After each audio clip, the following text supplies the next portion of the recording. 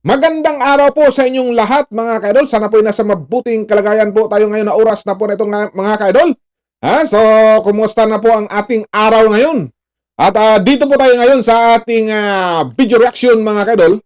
Ay tungkol po to sa panayam ni Senator Robin Padilla mga kaidol sa mga naganap na investigasyon sa ating bansa mga kaidol. So ito po ay talagang seryosong usapin mga kaidol. Tungkol po to sa mga investigasyon lalo na po dito sa flood control project. Ayon pa kay Senator Robin Padilla mga kaidol, kung ang investigasyon na ginaganap po dito sa ating bansa, maraming investigasyon, may ginagawa doon sa Kongreso, may sa Senado, may taga-ICI pa mga kaidol, pero parang walang patutunguhan ang lahat dahil po sa politika. Dahil sa politika, walang patutunguhan ng investigasyon. Sa si kampi doon, kampi dito. So itong sa sakit na po to sa ating bansa ay talagang tupsik na to at parang kanseros ng mga kaidol. So kung ang investigasyon mga kaidol at walang pinapanigan, walang presidente, walang vice-presidente, walang speaker of the house mga kaidol, kumbaga focus lang doon sa investigasyon para mailitaw po natin ang katotohanan sa likod ng mga isyu na isiniwalat po sa ating bansa, ay talagang matumbok natin kung sino talaga ang may salarin. Lalo na po sa pagtumbok sa mastermind sa investigasyon sa flood control project mga kaidol, nga grabe talagang talamak.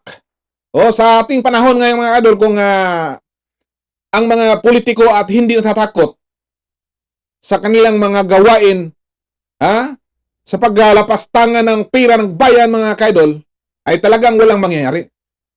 Pero kung ang ating namumuno ng ating bansa mga kaidol, talagang may political will at may panindigan mga kaidol at pagmamahal po sa taong bayan, ay talagang walang pinapanigan. Ay ang nangyari ngayon mga kaidol, puro na lang hugas kamay. Turo dito, turo doon. Hanggat ngayon, wala pa nangyayari. So ang pangako ng ating Pangulo, si President Bongbong Marcos, na bago daw mag-Pasko, may makulong na ng mga malaking isda, ay hindi nangyari mga kaidol. Butiti at sapsap lang ang nakulong. So January na ngayon mga kaidol at wala pang naibalita. Ang naibalita lang ngayon mga kaidol na maraming nagtanong kung nasaan na si Ombudsman Boyeng Rimulya. Nasaan na ba? May isang balita di umano mga kaidol ay naisugo daw sa hospital. Pero ayon naman sa kanyang assistant ay okay naman po si Ombudsman Boyeng Rimulya. Kumakain pa nga ng sinigang.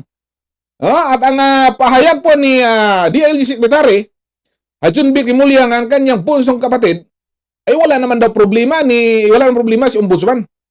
So ganyan po mga kaidol, lalo na po dito sa mga ating media mga kaidol, na hindi talaga ba ibalita ang buong katotohanan kung ano ba talaga ang nangyari.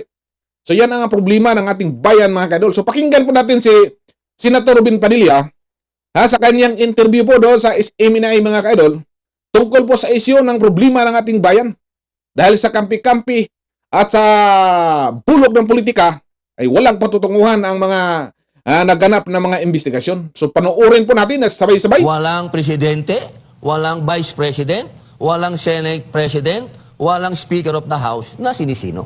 Balikan ko lang, Senator, yung investigasyon po. No? Nagkaroon ng investigasyon sa Senado, meron din sa Kamara, meron pang ICI, na itatagang ICI, meron pang ombudsman sa issue po ng korupsyon, lalo na sa flood control projects. Kayo po ba'y kontento sa takbo? Ang dami na pong nag-iimbestiga, pero kontento po ba kayo sa naging resulta po? Nakukulangan kayo or nakikita nyo po parang may pinagtatakpan? Sa akin pong palagay, ako po naman ay naniniwala na kapag dumating ang punto na inihiwalay natin ang politika sa mga issue na ito, ay meron po tayong pupuntahan. Pero hanggat tayo ay nakapaikot sa politika at sa pangyayari sa darating na presidential election sa 2028, ay wala po lahat pupuntahan ito. Sana dumating po ang punto na ang investigasyon natin ay tunay na walang kinikilingan. Ibig sabihin, walang partido, walang presidente, walang vice president, walang Senate President, walang Speaker of the House na sinisino.